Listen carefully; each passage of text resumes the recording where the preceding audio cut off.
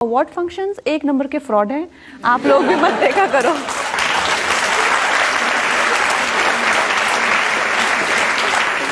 क्यों फ्रॉड कहा आपने?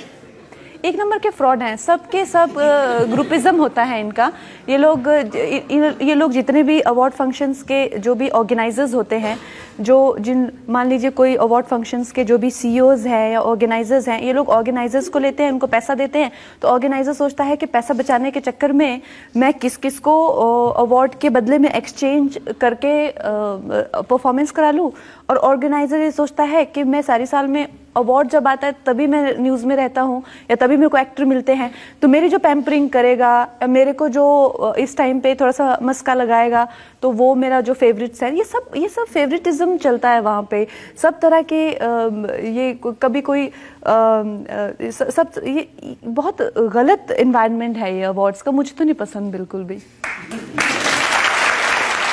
तो सिर्फ नेशनल अवार्ड लेने आप जाती हैं? हाँ, नेशनल अवार्ड का मुझे एक तो सबसे अच्छा ये लगता है कि हाँ, नेशनल अवार्ड्स में एक तो कोई टीआरपी का चक्कर नहीं होता कि टीआरपी बढ़ेगी तो परफॉर्मेंस करो, ये वो कुछ नहीं। अगर आप नहीं भी आएंगे, आपको पता है जब मैं किसी अवार्ड फंक्शन में नहीं जाऊं, जो बड़े बड़े अवार्ड फंक्शंस हैं, 50 से 60 लोगों के फ़ोन आते हैं मुझे, वो भी इंडस्ट्री के बिगेस्ट जो भी है 50 से 60 लोग। ऑर्गेनाइजर्स जो हैं, मीडिया हाउसेस जो हैं, धमकाते हैं आपको बैन कर देंगे, ये कर देंगे, वो कर देंगे। इतना क्या हो गया है, आपको क्यों चाहिए कि मैं आऊँ ही आऊँ वहाँ पे? क्योंकि ये सब टीआरपी का चक्कर है। लेकिन नेशनल अवार्ड में आना है तो आओ, नहीं आना है तो नहीं आओ, किसी को कुछ नहीं पड़ी हुई। तो दूरदर्शन पे आता है और इस तरह का कोई टीआरपी का चक्कर नहीं है, तो मुझे जाना अच्छा लगता है। ये एक बोझ नहीं होना चाहिए। अगर मेरे को घर पे कोई काम है, मुझे नहीं जाना है, तो ऐसा नहीं मुझे 50 लोग फोन कर रहे हैं, मुझे परेशान कर दिया है। जो नहीं जाता उसको ज्यादा बुलाते हैं। हाँ, आई थिंक कहीं ना कहीं ये बड़ा ईगो हो गया है कि कंगना अवार्ड फंक्शन में नहीं जाती, अच्छा हुआ नहीं जाती, हमारे में आएगी अब। ये बहुत चल रहा है आजकल। तो दो लोग दोस्ती, लेकिन मेरे अवार्ड फंक्शन में नहीं आ रहे तुम। लेकिन यार, ये भी तो अवार्ड फंक्शन ही है। तो कभी ऑस्कर मिलेगा तो जाएंगी?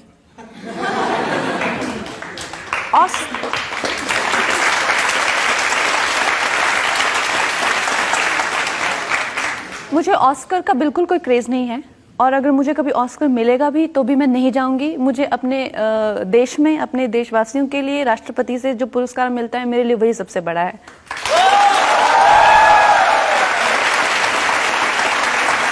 कंगना, आप चाहे डायरेक्टर्स हों चाहे अवार्ड्स हों, सबकी छुट्टी कर रही हैं। एक ब्रेक के लिए मैं रुक जाता हूं, थोड़ी देर बाद बात करेंगे। एक ब्रेक के लिए रुकते हैं और ब्रेक के बाद कंगना रनौत पर इल्जामात का सवाल आता है। कंगना, फिल्म इंडस्ट्री के लोग कहते हैं आप हर चीज में आप फिल्म इंडस्ट्री को चैलेंज करती हैं। आप कहती हैं फिल्म इंडस्ट्री सेक्सिस्ट है, लड़कियों को डॉल समझती हैं, ऑब्जेक्ट समझती हैं। आप कहती हैं यहाँ 4 खानदान हैं, उनका राज चलता है। आप कहती हैं डायरेक्टर्स को अपने काम की समझ नहीं है। तो पानी में रह के मगरमच्छ से बैर?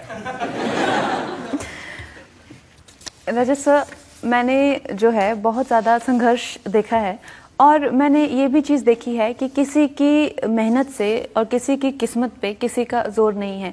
लोग आपको ऐसा जताएंगे कि हाँ, हमारे हाथ के अंडर रहो, हमारे पपेट बन के रहो, तभी तुम्हारा अच्छा होगा। ये आप में रहम और डर जगा देते हैं ये लोग, तो आप अपने पैरों पे कभी खड़े ही नहीं हो पाते। तो मुझे तो इंडस्ट्री में, मैं ऐसा नहीं किसी को बदलना चाहती हूँ कि इंडस्ट्री ऐसे चले, कि लोग ऐसा करें, ऐसा पता नहीं क्यों लोगों को लगता है। लेकिन जो मुझे जो रास्ते में मुझे लगता है कि ये गलत हो रहा है या मेरे साथ गलत, तो मैं सिर्फ उसी के खिलाफ। अब करण जौहर इतने बड़े डायरेक्टर हैं, सब डरते हैं उनसे, आपने कह दिया ये मूवी माफिया है। मुझे डर नहीं लगता उनसे।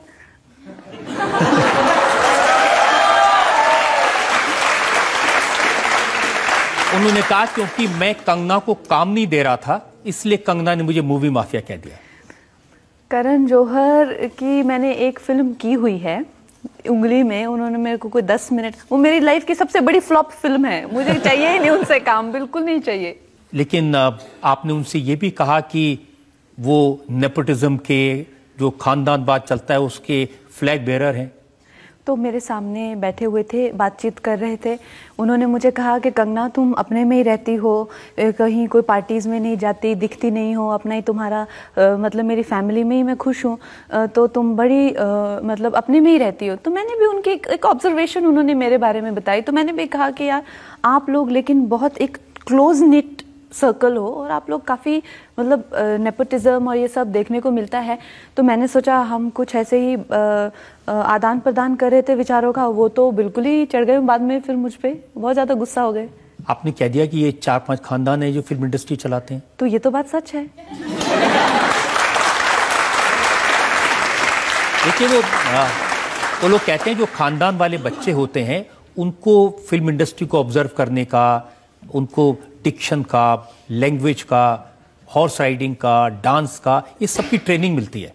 उनको क्या होता है कि बचपन से ही ये ट्रेनिंग्स जो है वो चलती है, तो जब वो बड़े होते हैं या ऑडिशन देते हैं तो उनके बाल अच्छे बने होते हैं, अच्छा मेकअप उनको आता है, जर्नलिस्ट ऑलरेडी उनके फ्रेंड होते हैं, उनकी पैम्परिंग करते रहते हैं। तो हाँ, जब उनकी पहली फिल्म आती है, मैं अपनी पहली फिल्म में मेरा अगर आप देखें मेकअप, हेयर जो भी है उस हिसाब से, या अगर फिल्म इंडस्ट्री के बच्चों का देखें जिस तरह से उनको बड़े लेवल पे उनका लॉन्च होता है, तो फ़र्क तो बहुत होता है। लेकिन ये कहना कि वो बेहतर हैं हमसे, ये बहुत गलत है, क्योंकि ऐसा नहीं होता। इंसान का मेकअप या इंसान के हेयर या इंसान की कोई ट्रेनिंग इंसान को बेहतर नहीं बनाती है। उसकी ज़िंदगी, उसका ज़िंदगी देखने का नज़रिया, उसका तजुर्बा, हमारे पास ट्रेनिंग हो चाहे नहीं हो, लेकिन हम लोगों के पास भी नज़रिया है ज़िंदगी का, और आप लोगों से बेहतर है क्योंकि हम अपनी ज़िंदगी को अपने तरीके से देखते हैं, एक 4 दीवार में बैठकर फिल्मी दुनिया के नज़रिए से नहीं देखते हैं। सो मुझे लगता है कि आर्टिस्ट जो है, आर्ट जो है वो डेमोक्रेटिक है, वो सबका है इंडिया में।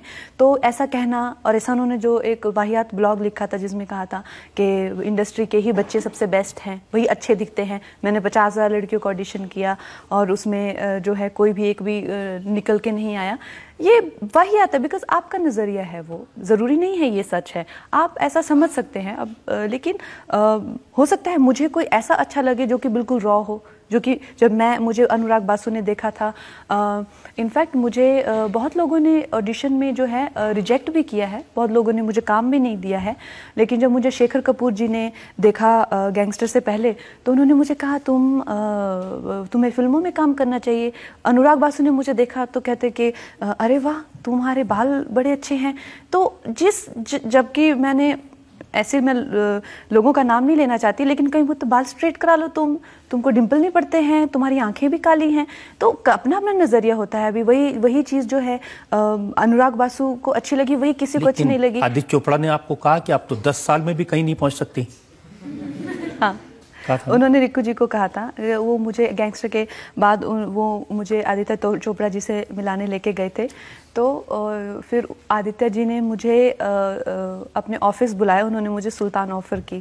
कहते कि कंगना, बट मुझे सबसे पहले ये बात एडमिट करनी है कि मैं जब तुमको पहली बार मिला तो मैंने तुम्हारे मैनेजर को कहा कि इस लड़की का कुछ नहीं होने वाला, इस पे अपना टाइम वेस्ट मत करो। तो अपना अपना नज़रिया है, लेकिन ये कहना करण जौहर जी का कि इनका कुछ हो ही नहीं सकता, ये गलत है। करण जौहर जी तो आपकी अंग्रेजी का भी मजाक उड़ाया था। मेरे अंग्रेजी का तो सारे मजाक उड़ाते हैं, मुझे फर्क नहीं पड़ता। और खानदान की नहीं है, खानदान कैसे होते हैं, वरुण धवन, सैफ अली खान, इन्होंने भी पब्लिकली मजाक उड़ाया था। तो वरुण, सैफ तो मेरे दोस्त हैं और उनको मैंने ओपन लेटर भी लिखा था। लेकिन ये आई थिंक ये जो विवाद है ये आइडियोलॉजीज का है, विचारों का है, लोगों का नहीं है। सैफ तो इतने अच्छे मित्र हैं, उनके घर अक्सर आना जाना रहता है, और अभी अगली बार मिलेंगे तो शायद एक दूसरे को छेड़ेंगे भी इस बात को लेके। लेकिन ऐसे कोई हम लोगों में किसी तरह का बिटरनेस नहीं है। लेकिन करण जौहर के बारे में तो आप वो तनु वेट्स मनु का डायलॉग मार सकते हैं ना, अभी तो और जलील करना है तुमको।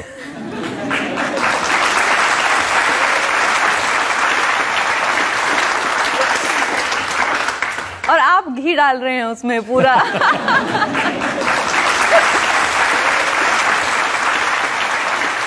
हिम्मत, इतने गट्स, इतना कॉन्फिडेंस आप में कैसे आया? कॉन्फिडेंस और हिम्मत सब में होती है।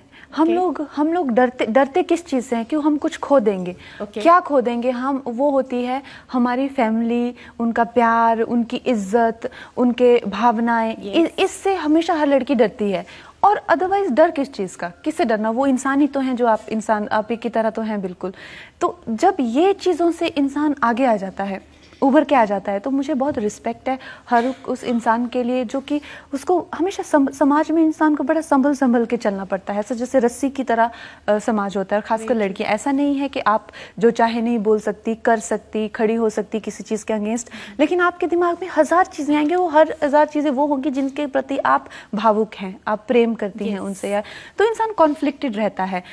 मेरी हिम्मत इसलिए आती है क्योंकि मैं कहीं ना कहीं वो हिम्मत रखती हूँ कि हाँ, आप लोग, आपको मेरे पेरेंट्स मुझे गलत समझेंगे तो अभी के लिए समझ लें, आप, मेरा समाज मुझे गलत समझेगा तो अभी के लिए समझ ले, हाँ मैं गलत हूँ। तो मुझे वो हिम्मत है, जबकि वो अच्छी नहीं है वो स्टेट जब आपको लगता है कि सब आपको ऐसा समझते हैं, आपने सबको लेट डाउन कर दिया, सब दुखी हैं, सब परेशान हैं, आपके आसपास कुछ भी नहीं, आप अकेले रह गए, इतना सब आप अपनों के ही अगेंस्ट खड़े हो गए। तो ऐसी आपकी खुद की भावनाओं की ठेस होती है, लेकिन वो है, मुझे लगता है कि मुझे सच के ही साथ में रहना है, तो ऐसे मैं अभी तक तो मैनेज कर रही हूँ। आप पर तो वो लाइन बिल्कुल फिट होती है ना, जो करना था करगी, कित जाके मरगी।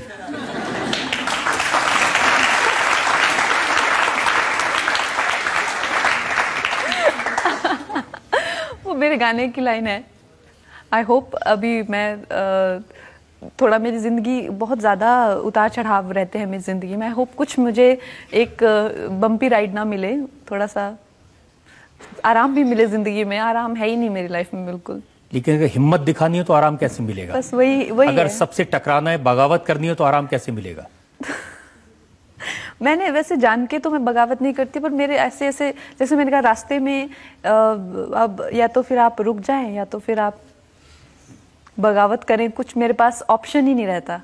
जब हम यूनिवर्सिटी में थे तो हम एक डायलॉग, एक नारा लगाया करते थे, सच कहना अगर बगावत है तो समझो हम भी बागी हैं।